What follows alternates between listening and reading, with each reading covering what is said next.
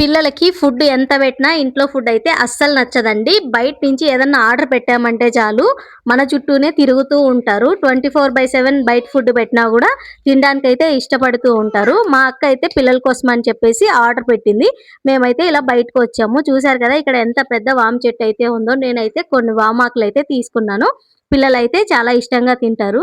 వీడు చూస్తున్నారు కదా! వీడైతే చాలా అల్లరండి. వీడిని చూసుకొని పక్కనున్న బుడ్డది కూడా చాలా అల్లరైతే చేస్తుందన్నమాట.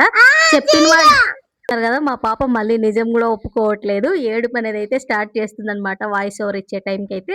వీళ్ళిద్దరు కలిసి మంచిగా సైకిల్‌లో గూడా ఆడుకుంటూ అయితే ఉన్నారు. బయట ఎవరిదో సైకిల్ అది మనకు తెలియని కూడా తెలీదు. ఆ సైకిల్‌లో అయితే ఇద్దరు చక్కగా ఆడుకుంటున్నారు.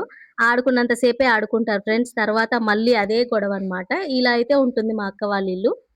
అవును ఫ్రెండ్స్. అవును ఫ్రెండ్స్. మాకైతే చాలా ఆకలేస్తుంది. అందుకని మా పెద్దమ్మ ఈ చాక్లెట్స్, బిస్కెట్స్ అని పెట్టింది. Thank you. అవైతే రిసీవ్ అయ్యాయండి. మేమైతే ఇంటికెళ్ళిన తర్వాత పెద్ద రభస అయితే అదే పెద్దమ్మ. చూస్తున్నారు కదా! వాయిస్ ఓవర్ ఇస్తుంటే మా బుడ్డది కూడా థాంక్ యూ పెద్దమ్మ అని అయితే చెప్తుంది. మాకైతే ఆర్డర్ అయితే వచ్చేసిందండి. ఇంకా తీసుకొని మేమైతే ఇంటికైతే స్టార్ట్ అయిపోతాము.